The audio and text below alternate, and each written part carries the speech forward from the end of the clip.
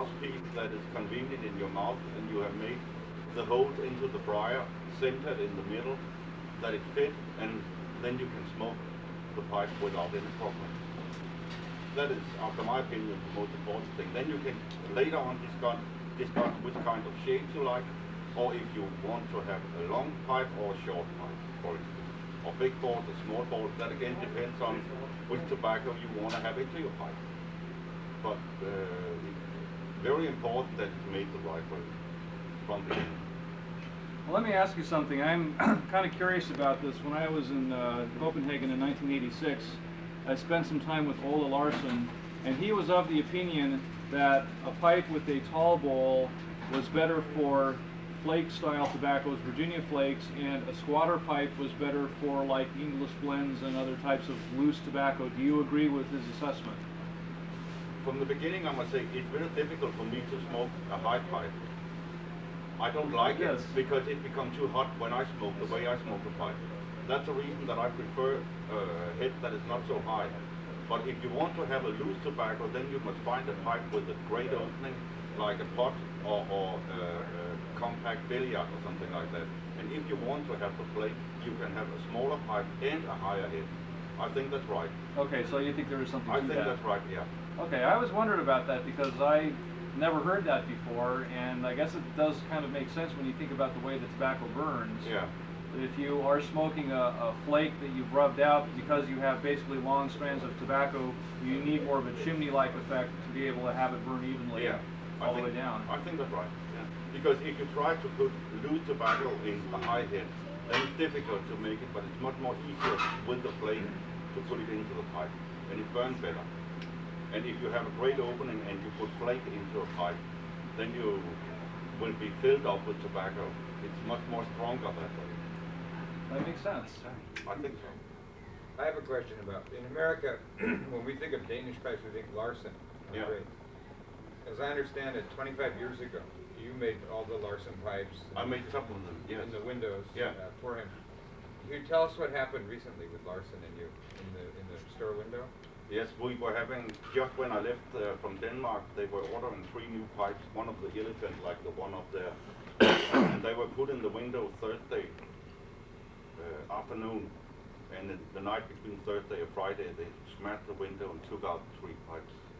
Oh my. So, He had a display case with all these museum pieces, but the thief, only having a second, went straight for the 3 Yes pipes. Because there's a big waiting list for his pipes. So obviously the thief knew what he was after then. yes. And what makes it more amazing is, what's the crime rate in Denmark? It's very low. Zero. And weren't you just telling me the same thing happened in Sweden? Yeah, the same thing happened in Switzerland. When were you in Denmark? 86. Yeah. Now, is it possible that somebody's competition wanted some upgraded product? I don't know. Maybe they will use it as models, I don't know. But that we'll see in the next month. Well, you drove somebody into a life of crime. Yeah, that's right. Maybe I'm somebody sorry. from San Bernardino was over Hey, the way things are going today, it's his fault. Yeah, that's right. So, and you designed for Stanwell for many Yes, years. I made models for Stanwood for the last 10 years. What does that It's mean? one of my favorite Are you pipes. still doing that? No, not anymore. When did you stop? 3-4 years ago. Okay, because I bought a Stanwell from the Paul Hansen pipe shop when I was in Copenhagen. This being 1986, were you the designer of that pipe? It could be. They have many different models, as you know, but I've designed 23 of the pipes, something like that. Is there any way that I would be able to tell? Is there any kind of special stamping on the shank that? Nothing. No, I can tell you if I can see it. You don't understand. No. Once they stole the design from him, They it was don't. their design. Well, it's sort of like what Ed Colton does to anyone who made pipes. Well, no, they actually make pipes. They copy the design. Yeah. Because I wish I'd known that, because I would have loved to bring that in to see if it was actually one of your designs. And Yeah. it's the closest to a Jess Chonowitsch I may be able to own for a while, but that'd be nice to know. It could be one of them. I don't know. Rick actually had a very interesting suggestion, just for us to get a little more insight into his knowledge as a pipe maker. You would critique a Dunhill. Yeah, what happened? See, Yes hates to critique other pipe makers. He really doesn't want to do this, but I've asked him to do it. This is a Dunhill dead root, 5-star, perfect straight grain. And in Beverly Hills or other Dunhill shops, this pipe would sell for between $1,500 and $2,000. 5-star, which is considered spectacular. So I showed it to Yes this morning at breakfast, and I said, do me a favor, critique it. He said, no, I'd rather not. And I said, no, please, I really would like for you to do this. He said, okay. And could you tell us what your observations were? My observation is that if you want to make a classical pipe and you want to use the time for it, then it must be in the straight lines. That means it must not be, the thickest point must not be out here. The thickest point must be inside here, and then it must become thinner. Okay. And then they wanted to make a perfect straight grain, which they have done. The head is very beautiful. But then they tried in the bottom to take off all the material, because it is a piece of center briar they don't want to have on it. So they tried to take it away, and then you spoil the shape, after my opinion. Does everyone know what center briar is? Because I didn't know that until this Yeah, morning. that's a term that I have not heard before. No, center briar is the piece of briar. You all know Yeah. a block of briar, and up the earth is coming such sticks The branches and all with that. the flowers and so on, and that goes into the root, and that means you always try to cut away from that part, because it looks like normal apple tree. You can see here there's no grain in it. Right. So that's the reason that you have a possibility to try to make a perfect pipe, but then you came too narrow and you have to take it away, and then you spoil the shape. Do you think that it would have been better to have left some of that dead wood on there and keep the shape intact than it would have to? Definitely, yes. So you feel that? But then you have, then you couldn't make the stars on it. That would then be the problem. Well, Dunhill they could. Yes. Yeah, Dunhill pretty much didn't do everything. Yeah.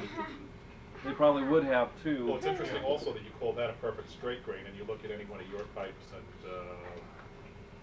Yeah. I mean, that is as perfect a straight grain as Dunhill ever made. Yeah, But- that's fine.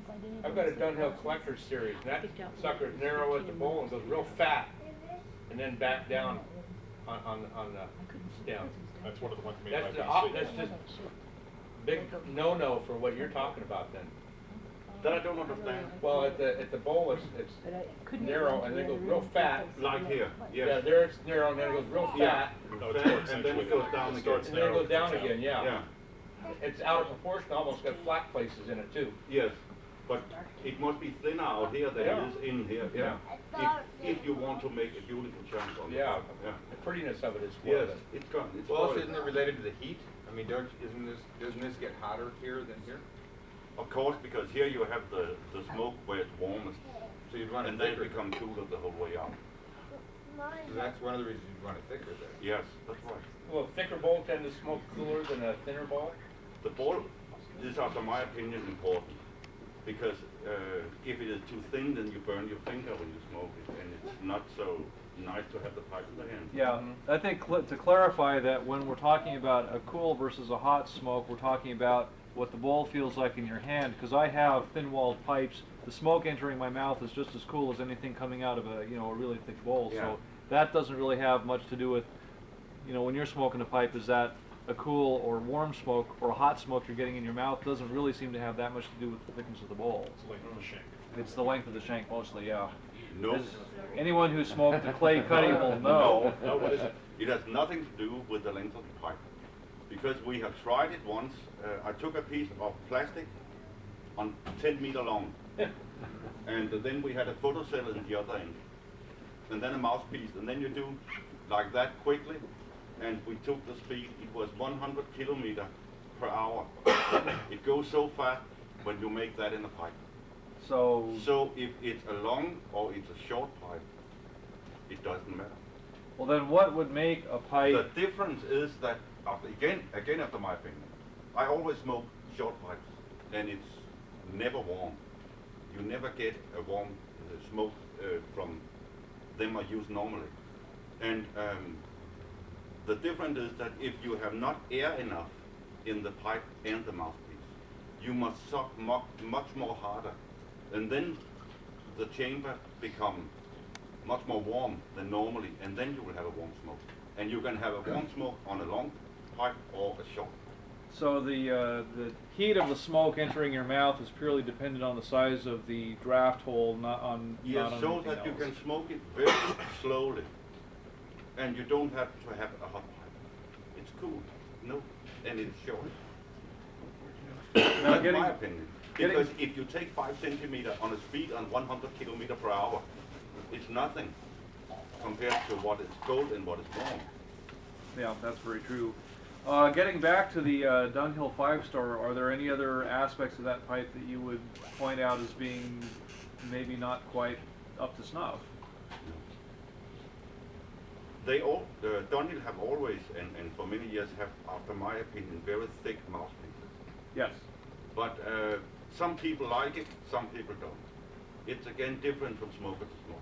I never make them as thick as they have it. And it's still the same material. Dunhill have made all the mouthpieces by hand, as you know, and they are never finished mouthpieces. So they could make it thinner, and then it would become nicer in the mouth.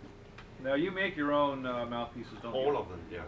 All handmade. All handmade, yes. I make them out from around a piece of vulcanite. Do you work in lucite also, or just vulcanite? Only vulcanite. And sometimes some people want an amber mouthpiece, then I do that, or other kinds. So lucite is not really a big thing in Europe then, is it? What is lucite? Lucite is an acrylic. Yeah, acrylic, yeah. Yeah, let's Yeah. show an example. We have used it often, like also, yeah, in that color. I've only make it in black acrylic. Do you use many, it? Many collectors who want to have the pipe on the wall, and you all know it turns green.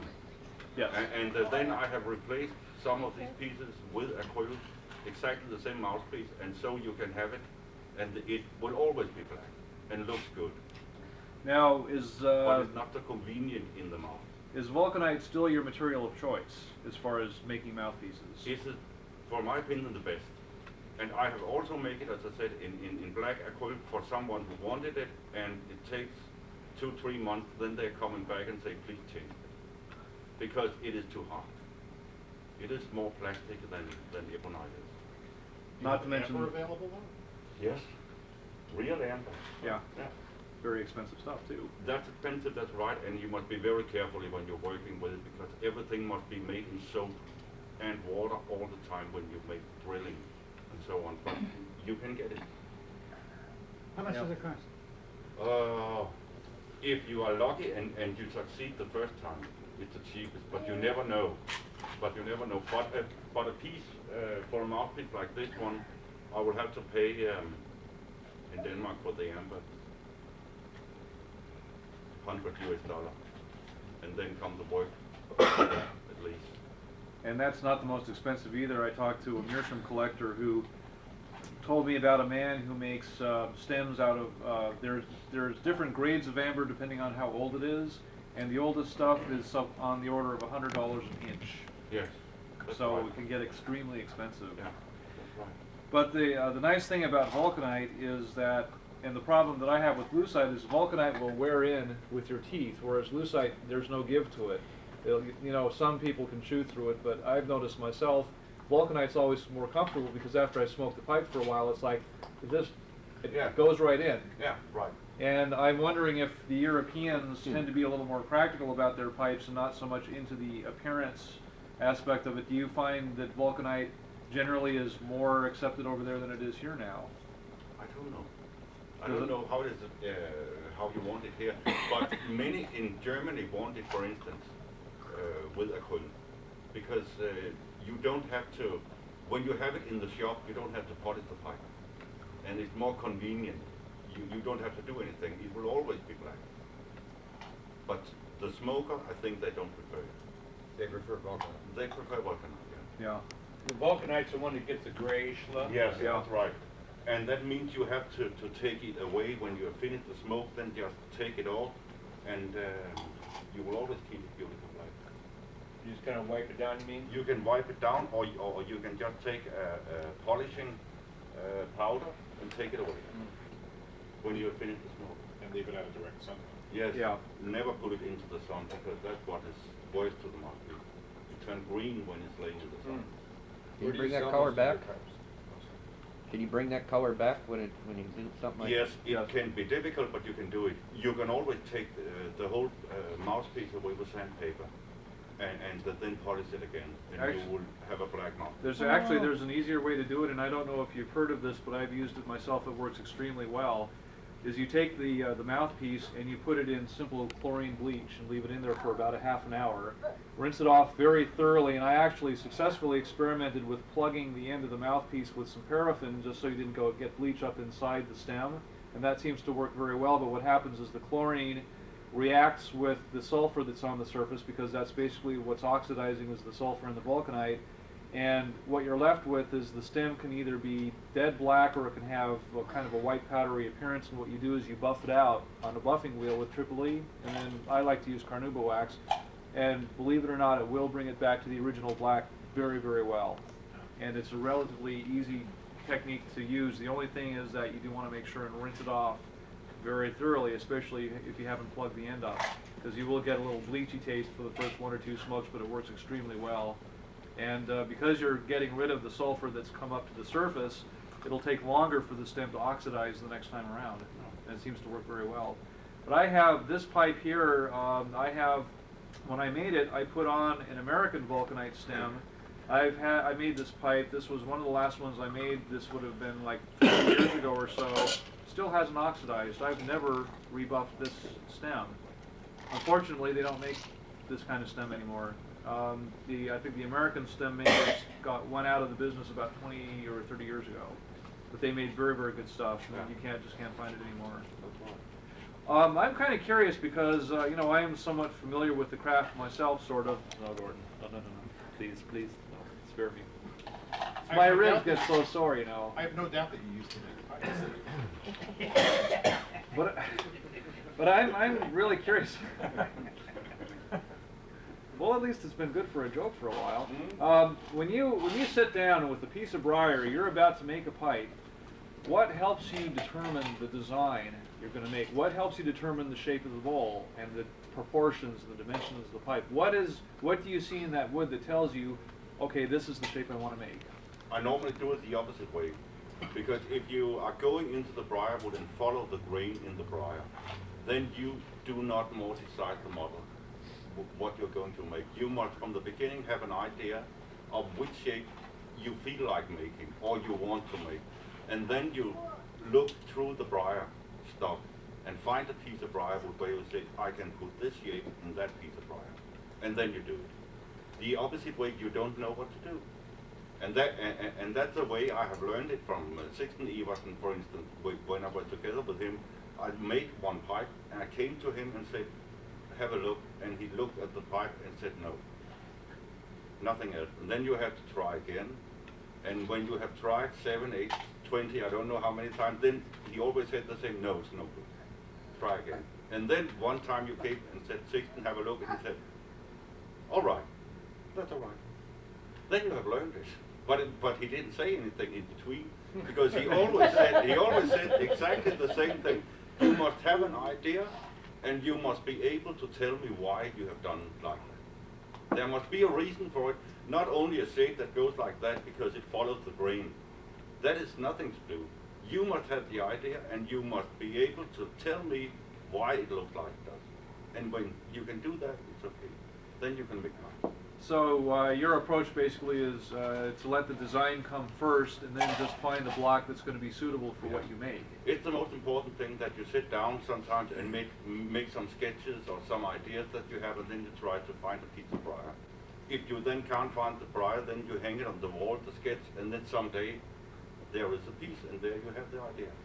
I always kind of wonder about something, because the mystique is, according to certain people you hear from, is that they sit down with a piece of briar and study it, and some mystical Zen process occurs, and the design for that, block jumps into their heads, and they go and make the pipe. Do you find that your approach is generally what most pipe makers, at least the ones you're familiar with, is that generally the approach that they follow as well? I don't know. I know a few of the pipe makers, and for instance, Lars Iversen, the son of Sixten Iversen, he does it exactly the same way as I do. That we have the idea first. Often we are sitting maybe talking about new models and new things to make, and then you go home and try to make it. Now, as a hand maker, I know that it's difficult, if not impossible, to make the same thing twice, but will you take a given design and maybe with just a few slight variations make it on more than one piece, or once you use the design, is that it? You cannot do it only once. There's not that many models around with pipes, and very often you have an idea and you follow it, and you maybe make 20 pipes, which are all right, but 21, there it is perfect, what you want to make the first time. And then you are finished with that model. Then you say, now I made it, this is what I want to make at the start, but now it's finished. And then you start on a new model and try to create that to something new. So you feel that there is really kind of a limitation to how many different designs there can be for pipes out there? Of course. 'Cause and then again, if you take the majority of pipe smokers, they want a classical billiard. Many of them want, where I work, for instance, in Switzerland, 85 or 90%, that is billiard shapes. Or a little bit bent, quarter bent or something like that, but nothing more. They really? prefer. So you don't find a real big demand over there for the more unusual designs then? Also, but it's maybe 10% of the whole production. Now, how about Denmark? Do you find with the Danish market it's similar? At the moment, it's also going, I think mostly it's going back to classical pipes in Europe. They want normal classical pipes because they are telling me they smoke the best way. That's what people like. They want to take the tobacco. They don't want something fancy. They want a normal classical shape in good grain. That is what's happening in Europe. Well, it seems kind of a shame because there's been so much creativity in European pipe making starting from the 1960s on up until even to today. It seems like such a shame that the market's really asking for pipes that do not ask of you the fullest potential as far as your skills as a maker and as a designer. Do you think this is a cyclical thing? Do you think that the unique handmade designs will come back into fashion, or do you feel that? I think that they will come back, and also you also try to make the classical pipes a little different from what you normally see. You try to make them more compact or longer or other kind of stems, and so that it don't look like a factory normal billiard pipe. That's what we try to do. Try to modernize the old pipes.